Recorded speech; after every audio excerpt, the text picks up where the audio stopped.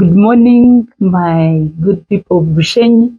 My name is Kemigisha Vianah Kashaya, also known as Nyamunyonnyi. I am Ugandan and the daughter of Bushenyi, born in Kakanju sub-county to Mr. Kashaya John. I began my primary education at Katunga Primary School in Kakanju, then pursued 6 years of secondary school at St. Mary's Vocational School in Chamhunga sub-county, before enrolling at Makerere University. Having grown up and studied within our local education system, I understand its strength and its gaps. I was raised in a community that values hard work, service, and accountability. I'm trained in stat and public health, and I understand how education outcomes shape health, employment, productivity, and long-term development. I am offering myself to serve as your woman member of parliament because education policy must go beyond enrollment numbers. It must deliver quality learning, motivated teachers, safe schools, and real opportunities for every child, whether they study in town or in rural schools. Representation must belong to the people, and leadership must translate policy into results that families can see and feel. And I want to be clear with you why education matters in Bushenyi. Looking at Bushenyi alone, most households rely on government-aided schools. That's non-debatable. Education is not an option, it's a necessity. But we also know there is a clear rural-urban gap. Schools closer to town often perform better than those deep in rural sub-counties. For example, single out one school like St. Cargo Primary School and Weranyanyi. They get more first grades than all schools in an entire sub-county, like in Ruhumbura and Chamunga sub-county. Why do we have this gap? This gap affects children's chances long before they reach secondary school. And what can we do? And what are the problems? And this is where my focus is once elected as a member of parliament. And looking at the current budget, the Ministry of Finance provided about 5 trillion for priority interventions. But the biggest question is, are our students from Bushenyi benefiting from these interventions, especially scholarship programs or student loan schemes? And looking at my earlier point I put across, in several rural parishes, schools operate with staffing gaps, especially look at Kayanga Primary School in Ruhumbura.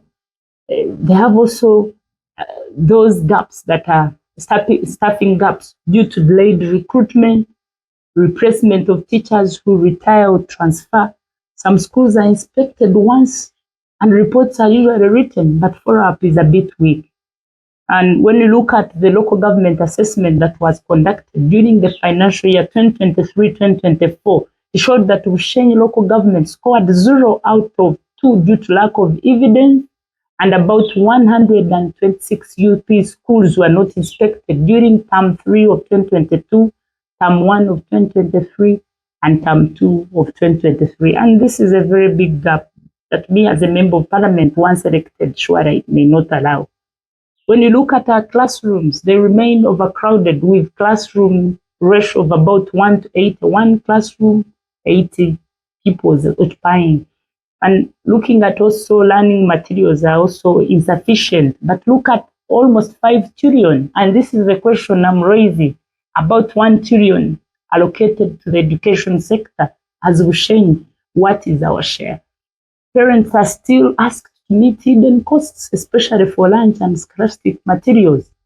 When you look at also recruitment through the Education Service Commission and District Service Commission, often takes time. Why schools continue to operate understaffed? Inspection findings are not also consistently acted upon. Learning outcomes, of course, are rarely tracked and debated at national level with the seriousness they deserve. And that's why I'm coming out. Must be serious on some of these key issues. And what am I going to do once elected as your woman member of parliament? As your woman member of parliament, I will focus on these key actions. While in parliament, I will advocate for timely recruitment and deployment of teachers and follow up with the Education Service Commission and District Service Commission. So Bushenyi schools are not left understaffed. I also push for timely release of UPE and USE capitation grants, so schools operate without shifting costs to parents, and we have seen this happening in our schools. I also lobby for rehabilitation of more classrooms in overcrowded primary and secondary school. Money is there, the 5 trillion, that's why I'm basing it. Where is it going? Which districts are benefiting? And why is Bushenyi not benefiting from the 5 trillion? And that is my worry as a member of parliament once elected. I also push for rehabilitation of special needs schools, especially looking at our Ruhandagas primary school. I will also champion quality-focused education debates, including rural school support, supervision follow-up, and practical school development. Look at parental care, primary and nursery school, that has its pupils participating in national and international debates. Yes, we all know that it's a private school, but why can't such initiatives be replicated in our government schools or our rural schools?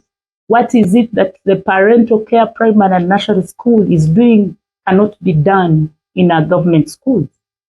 As a woman member of parliament, I will work with DEO's office to have strict systems, supervise teachers, encourage more exchange programs of teachers in urban schools and also rural schools. For example, what is it that is being done at Bushenyi Primary School that cannot be replicated in Ruhumuro?